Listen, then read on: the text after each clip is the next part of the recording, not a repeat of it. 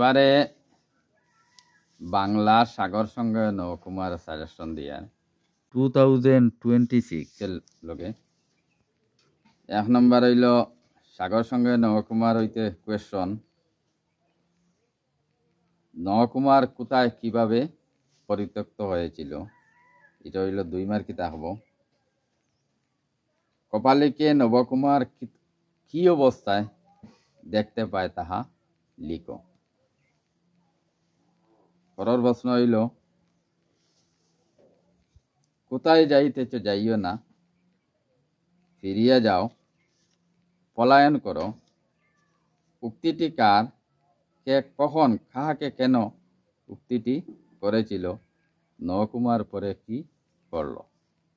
পরের কোয়েশ্চন হইল, ভ্রমণ করিতে করিতে নবকুমারের শ্রম জন্মিল, সঙ্গী পরিত্যক্ত নবকুমার কোথায় ভ্রমণ করেছিলেন, সেই স্থানের পরিবেশটি কেমন, সংক্ষেপে লিখো। প্রশ্ন, যে স্থানের সঙ্গীরা নবকুমারকে পরিত্যাগ করে চলিয়ে যান সেখানকার বালিয়াড়ি সম্পর্কে যে বর্ণনা দেওয়া হয়েছে তা সংক্ষেপে লিপিবদ্ধ করো। পরের প্রশ্ন, একই দেবী মানুষ না কপালিকের মায়ামাত্র, উক্তিটির আধারে নবকুমারের মনোভাব ব্যক্ত করো। পরের প্রশ্ন, সৈকত ভূমে অপষ্ট সন্ধ্যালোকে দাঁড়াইয়া অপূর্ব রমণী মূর্তি, এই রমণী মূর্তিটি কে।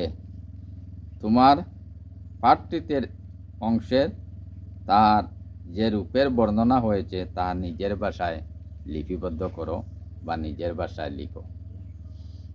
এই সাগর সঙ্গে নবকুমার পাঠের যে কোয়েশ্চনগুলো আমি এখন দিলাম এগুলা 100% কমন পড়বো। এর মধ্যে তো তোমরা বলা করে শিখিলেই ভাই।